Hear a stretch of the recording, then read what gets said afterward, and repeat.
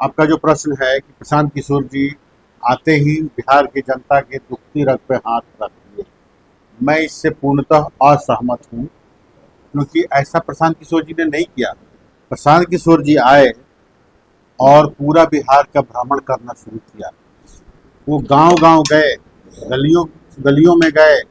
वो जाड़ा गर्मी बरसात एक गांव से दूसरे गांव तक गए, कीचड़ पानी धूप बरसात सब सहे और लोगों का दर्द सुने। जब उन्होंने लोगों की दर्द भरी कहानियां सुनी, लोगों का अनुभव सुना, तब उनको महसूस हुआ कि आज के बिहार में सबसे बड़ी समस्या पलायन है। ये बात सही है कि पलायन पहले भी समस्या रही थी। पहले हम लोग जब छोटे थे तो लोग जाते थे वेस्ट बंगाल, चटकल में काम करने जाते थे, जूट मिल में। लेकिन वो परिवर्तन हुआ, फिर लोग पंजाब हरियाणा जाने लगे, खेतों में काम करने लगे। फिर उसमें परिवर्तन हुआ, अब गुजरात महाराष्ट्र और तमाम जगह जाते हैं, दिल्ली काम करने के लिए। उनको ये महसूस हुआ कि इतनी बड़ी समस्या, जो घर घर की समस्या है, हर घर में किसी का या तो पति बाहर है या पुत्र बाहर है या दोनों बाहर है, ऐसी विभत्स स्थिति है पूरे बिहार में। उनको लगा कि इतनी बड़ी समस्या को आज तक किसी ने उठाया क्यों नहीं। इसलिए उनको लगा कि पलायन जो है बिहार की सबसे बड़ी समस्या है और किसी ने आज तक इसको उठाया नहीं है। इसलिए उन्होंने इस समस्या को उठाया, इसलिए दुखती रग पे हाथ नहीं दिया, लोगों की पीड़ा को समझा, इस प्रॉब्लम को हाईलाइट किया और संकल्प किया कि पलायन को हम खत्म करने का बीड़ा उठाते। जनसुराज से छपरा विधानसभा से आपको प्रत्याशी के रूप में घोषणा किया गया है। छपरा वासियों से क्या अपील रहेगा? देखिए, अभी थोड़ी देर पहले मैं बोला भी था तो उसमें अपील भी था मेरी तरफ से। छपरा वासियों से मैं अपील करूंगा कि हे छपरा की जनता जनार्दन, आप पिछले 20, 25, 30 साल में छपरा की जो दुर्गति है उसको आप झेल रहे हैं, उससे आप रूबरू हो रहे हैं। यहाँ पर प्रगति शायद थम सी गई है और एजेंसियों का भले बजट बढ़ गया हो, लेकिन सफाई नहीं हो रही है। साफ सफाई में गिरावट ही होते जा रही है। शहर में कंजेशन बढ़ रहा है, अनेक प्रकार की समस्याएं हैं, उनको दुराए बगैर मैं ये कहना चाह रहा हूँ कि मुझे अपने 37-38 साल के सर्विस में विभिन्न प्रकार के काम करने का अनुभव है। मैं गांव से लेकर और कैम्ब्रिज विश्वविद्यालय तक पढ़ाई भी किया हूँ। तो योग्यता, अनुभव, क्षमता तमाम चीज़ है और इन सबको समेट कर मैं अपनी मातृभूमि सारण पर आया हूँ सेवा करने के लिए। आपने 15 साल का जंगल राज भी देखा है और 20 साल का नीतीश बाबू का शासन भी देखा है। दोनों से सभी लोग दुखी हैं। एक मौका तो जन सुराज पार्टी को भी बनता है, एक मौका हमें दीजिए और मैं आपको आश्वस्त करता हूं, अगला चुनाव आते आते आपको आपकी नज़र में बेहतर छपरा दिखेगा। और अगर बेहतर छपरा नहीं दिखा तो मैं आपसे वोट मांगने दोबारा नहीं आऊँगा। ये मैं आपको आश्वासन देता हूं और मैं अपील करता हूं कि ज़रूर अपने स्नेह और आशीर्वाद से हमें नवाजिए, जिससे कि मैं अपना पूरा ज्ञान, अनुभव, क्षमता सब कुछ छपरा की बेहतरी के लिए लगा सकूं। यही मेरी अपील होगी। अगर बिहार जीतते हैं तो पहली प्राथमिकता क्या रहेगी छपरा की जनता की? पहली प्राथमिकता होगी छपरा की गंदगी साफ करना। और गंदगी केवल फिजिकल गंदगी नहीं है। छपरा की कई ऑफिस हैं जहां पे एक से बढ़कर एक भ्रष्ट अधिकारी और कर्मचारी हैं। उनको पहचानना, उनको शिनाख्त करना, अगर जरूरी हुआ तो सतर्कता विभाग को एक्टिवेट करना। जब तक 2-4 लोग गिरफ्तार नहीं होंगे, जेल नहीं जाएंगे और उन पर कठोर कार्रवाई नहीं होगी, तब तक सबके दिमाग में जो भ्रष्टाचार की काई है ना, वो काई साफ नहीं होगी। जैसे झावा से काई को रगड़ा जाता है बार बार और साफ किया जाता है, वैसे छपरा की काई को साफ करना जरूरी है। जब वो साफ हो जाएगा, जब अधिकारी और कर्मचारी सही काम करेंगे, तो ये जो गंदगियां हैं ये तो बहुत जल्दी साफ हो जाएगी। बिहार में डबल इंजन की सरकार और छपरा में 6 इंजन की सरकार है, लेकिन छपरा की प्रगति उसी तरीके से आ पाएंगे, उस प्रगति को आगे बढ़ाएंगे। देखिए ऐसा है ना कि जो ये डबल इंजन ट्रेन की परिकल्पना है कि दो इंजन लगता है तो ट्रेन तेज स्पीड से चलती है। हमको लग रहा है कि छपरा में जो डबल इंजन है वो एक पूरब चल रही है तो दूसरा पश्चिम चल रही है। बीच में छपरा जैसे त्रिशंकु की तरह लटका हुआ है, अटका हुआ है। किसी को छपरा की चिंता नहीं है। आप देखिए कि 10-10 साल, 15-15 साल पहले जो प्रोजेक्ट चालू हुआ, आज तक कोई उसकी खोज खबर नहीं है। डबल डेकर के नीचे हमारे सैकड़ों हजारों छोटे छोटे व्यवसायी भाई, उनका दुकान बंद हो गया क्योंकि उनके नीचे जब रास्ता ही बंद हो गया, कोई खरीदने वाला नहीं है तो बेचने वाला वहां बैठ के क्या करेगा। सबसे ज्यादा तो मार व्यवसायी वर्ग पर पड़ा है। भारतीय जनता पार्टी व्यवसायी वर्ग को अपना कोर वोटर समझती है और कभी जीएसटी के माध्यम से, कभी प्रोजेक्ट्स के माध्यम से और कभी काम न करके जो इस तरह से आपदाएं आती है, आपदाओं को निमंत्रण दे रही है जो डबल इंजन की सरकार, इसके माध्यम से सबसे ज्यादा पीड़ित हमारा व्यवसायी समाज है। छपरा का व्यवसायी समाज पूरे छपरा शहर की रीढ़ है। शरीर का रीढ़ अगर कमजोर हो जाए ना तो शरीर चल नहीं सकता है। मेरी प्राथमिकता होगी कि इस व्यवसायी वर्ग को जो इसका ड्यू है वो देना है। जिसको चाहिए सुरक्षा के लिए वेपन लाइसेंस, उसको वेपन लाइसेंस देंगे। जलभराव की समस्या दूर करेंगे, यहाँ पर विधि व्यवस्था की स्थिति बेहतर करेंगे और हमारा प्रयास रहेगा कि बिना डबल इंजन के, कोई जरूरत नहीं है डबल इंजन की। आप बताइए कि मोदी जी जब गुजरात के चीफ मिनिस्टर थे और मनमोहन सिंह जी प्रधानमंत्री थे तो गुजरात ने तरक्की नहीं किया? गुजरात ने तरक्की किया। आज तो वो प्रधानमंत्री हैं और बिहार में नीतीश कुमार है तो डबल इंजन है, तरक्की नहीं हो रहा है। तो तरक्की से डबल इंजन की जरूरत नहीं है। क्षमता और नियत दोनों होनी चाहिए। केवल क्षमता से तरक्की नहीं होता, नियत भी होनी चाहिए। नियत उसी में होगा जिसमें बिहार के लिए और छपरा के लिए पीड़ा है, और वो पीड़ा हम में भी है, प्रशांत किशोर में भी है। हम लोग छपरा की तरक्की करेंगे। नमामि गंगे यहाँ पे प्रोजेक्ट बनाया गया, लेकिन छपरा के लिए नमामि गंगे प्रोजेक्ट फेल है। इसको आते ही इसको कैसे आप सुधार कीजिए? हम पूरे प्रोजेक्ट को पहले स्टडी करेंगे। मैं उसके नीटी ग्रिटी को अभी नहीं जानता हूँ, उसमें क्या क्या उसमें प्रोविजंस हैं, क्या क्या उसके कंपोजिशंस हैं, उसको पूरा स्टडी करेंगे, देखेंगे क्या उसमें कमियां हैं, विधायक का क्या रोल है वो भी मुझे देखना पड़ेगा। नमामि गंगे प्रोजेक्ट शायद सेंट्रल गवर्नमेंट का प्रोजेक्ट है, तो एज विधायक मैं उसमें क्या कर सकता हूँ, जो बेस्ट कर सकता हूँ वो मैं करने का प्रयास करूँगा। 5 महत्वपूर्ण काम क्या होगा? आप जीतते ही छपरा के लिए प्राथमिकता 5 काम क्या देंगे छपरा की जनता की मांग? देखिए 5-6 चीज़ मैं बताया आपको। जो मेन एरियाज हैं, जल भराव है, यहाँ पर सफाई की जो समस्या है वो 2 हो गया, विधि व्यवस्था हो गया 3, शिक्षा व्यवस्था हो गया 4 और स्वास्थ्य सेवाओं में सुधार ये 5वां काम। अच्छा, आप एक बढ़िया अधिकारी के रूप में शिमला में कार्यरत थे और अपना कार्य समाप्त होने के पहले ही आपने वहां से इस्तीफा देके अपने जन्मभूमि छपरा में आए।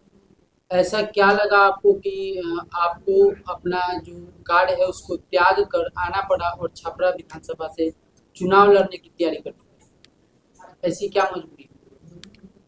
देखिए ऐसा है ना कि जब देश आज़ाद नहीं था, स्वतंत्रता की लड़ाई लड़ रहा था, तो सुभाष चंद्र बोस और जयप्रकाश नारायण लोग भी इन्हीं तरह के प्रश्नों से जूझ रहे थे। जब लक्ष्य बहुत उत्तम हो और श्रेष्ठ हो तो आदमी कैरियर का और आराम का परवाह नहीं करता है। वो आईसीएस की नौकरी छोड़ के आ गए, मैं तो 2.5 साल की नौकरी छोड़ के आ रहा हूँ। जयप्रकाश नारायण अमेरिका में पढ़े थे, वो छोड़ के आ गए। गांधी जी इंग्लैंड में पढ़े थे, इतनी अच्छी वकालत चल सकती थी, वो छोड़ के आ गए। इसलिए नाम तो मेरा भी जयप्रकाश है, कुछ तो थोड़ा बहुत जयप्रकाश जी के कदमों पे चलना ही था, इसलिए मैं भी छोड़ के आ गया और छपरा की सेवा में लग गया। बिहार में जन स्वराज को कहाँ पाते हैं चुनाव में बिहार में जन स्वराज को कहाँ पाते हैं? आज देखिए आप कि बिहार में कोई आदमी अपना पाम टॉप खोले, 5 बार स्क्रॉल करिए, 3 बार जन स्वराज दिखता है। जन स्वराज हर व्यक्ति के दिलो दिमाग में है, दिल और दिमाग में है। आदमी या तो दिल से सोचता है या दिमाग से सोचता है।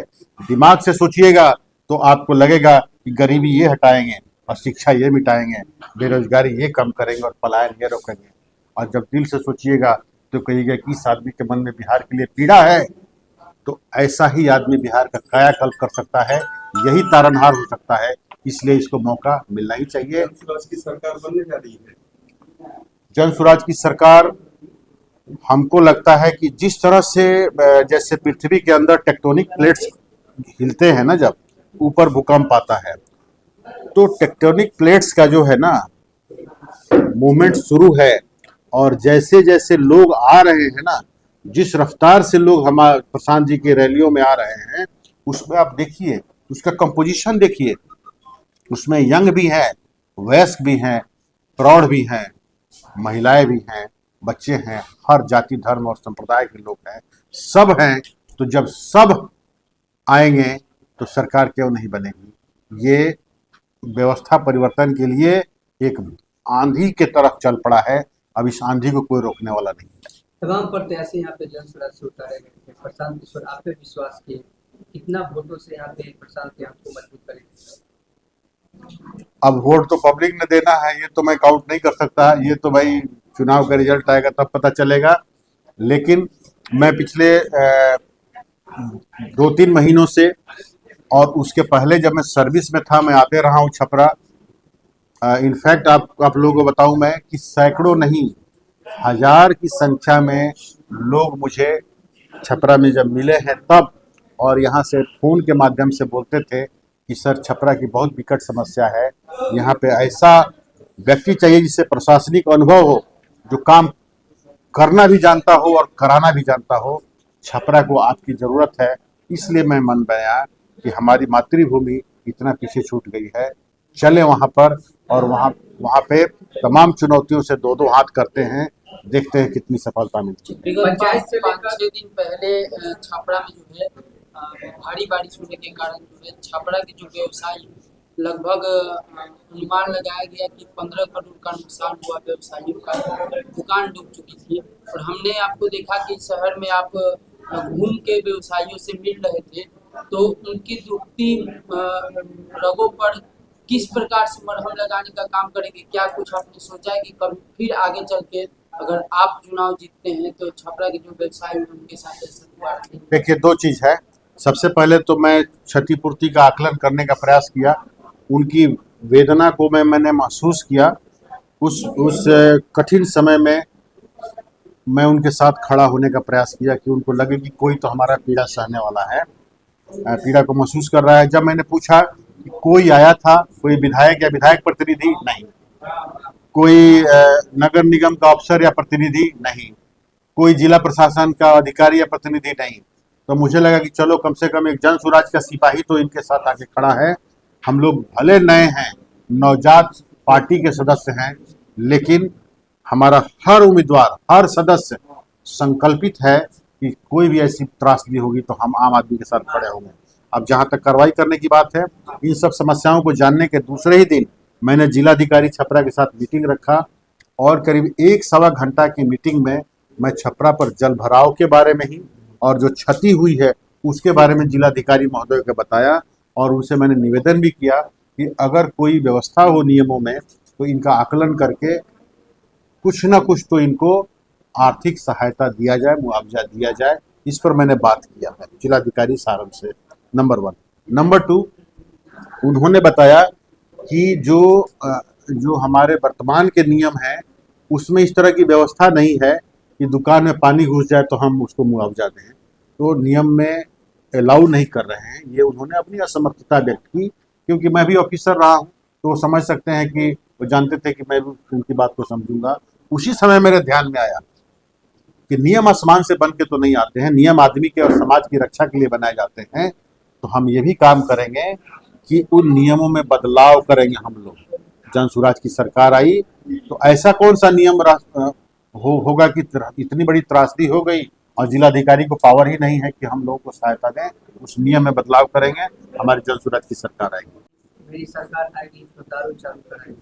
क्या लगता है, बिहार में जहरीली शराब से लोग मर रहे हैं, प्रशासन दारू चालू करने की बात कर रहे हैं, क्या छपरा में भी सरकार बनेगी आपकी तो दारू चालू होगा? ये तो पूछने वाली बात ही नहीं है इसमें।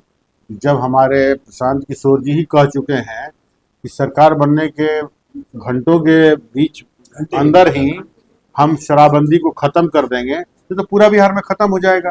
तो पूरा जब बिहार में खत्म हो जाएगा तो पूरा बिहार में ये चालू हो जाएगा। तो उसमें छपरा आता है, छपरा में एकदम चालू होगा। आप देखिए छपरा में एक से एक कितना अच्छे अच्छे रेस्टोरेंट है। 7 बजे पूरा शहर खाली हो जाता है।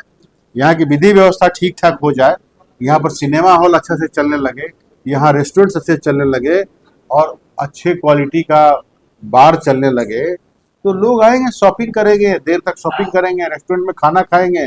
शादी विवाह में आज जो लोग जाके खर्चा करते हैं कुशीनगर और इधर बलिया और जाके देवरिया और गोरखपुर में जो डेस्टिनेशन मैरिज हो रही है, ये शहर क्या हमारे से बेहतर शहर है? केवल लोग जाते हैं वहाँ दारू पीने के लिए। ये सारा जो बिहार का पैसा बाहर जा रहा है ना, वो पैसा रुक जाएगा। ये पैसा बिहार गवर्नमेंट के रेवेन्यू में आएगा। 30 से 35 हजार करोड़ 30 से 35 हजार करोड़ का एनुअल रेवेन्यू जनरेशन होगा केवल शराबबंदी की वजह से। और जो इस तरह से जहरीली शराब पीने से जो मौतें हो रही है, वो मौत भी रुकेगी।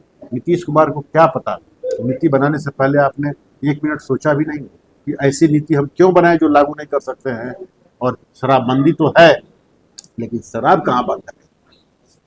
और उल्टे में लोग मर भी रहे हैं, महिलाएं विधवा हो रही हैं, बच्चे अनाथ हो रहे हैं। ये कौन सी नीति है? अंधेर नगरी चौपट राजा, यही कहेंगे नीतीश कुमार। पंचायत से लेकर ब्लॉक से लेकर थाने तक तमाम अपराध और भ्रष्टाचार भरा हुआ है। आप जीतेंगे 3 पे लगाम लगाएंगे, लोगों का ये जनता का मांग है, हम सवाल है। देखिए ऐसा है ना कि ऐसा है कि भ्रष्टाचार एक बहुत बड़ा मुद्दा है जो केवल छपरा का नहीं है, पूरे बिहार का मुद्दा है। और प्रशांत किशोर जी ने आपको बोला भी है प्रेस कॉन्फ्रेंस में कि ऑलरेडी हम लोग 100 भ्रष्ट नेताओं और अफसरों का लिस्ट बना चुके हैं। सरकार आते ही उन पर जांच शुरू होगी और जो भी दोषी पाया जाएगा वो सलाखों के भीतर होगा। और अगर भ्रष्टाचार द्वारा अर्जित संपत्ति उन्होंने ग्रहण किया है, रखा हुआ है, उस संपत्ति को भी कब्जे में लिया जाएगा, छोड़ा नहीं जाएगा। भ्रष्टाचार पर जीरो टॉलरेंस होगा, क्राइम पर जीरो टॉलरेंस होगा। आप देखिएगा कि अगर पब्लिक ने मौका दिया तो ये बिहार का एक गोल्डन अध्याय शुरू होगा इस बार। ये 35 साल का 20 नीतीश कुमार का और 15 लालू प्रसाद का 35 साल का काला अध्याय खत्म होगा और बिहार के स्वर्णिम युग की शुरुआत होगी। स्कूल के पास तब छपरा की जनता विश्वास है। ये सारा चीज करना है तो सारा परिवर्तन लाना है, बेहतरी करना है, तो छपरा की जनता को तो विश्वास करना पड़ेगा ना। ये तो इसके बिना तो कुछ हो ही नहीं सकता।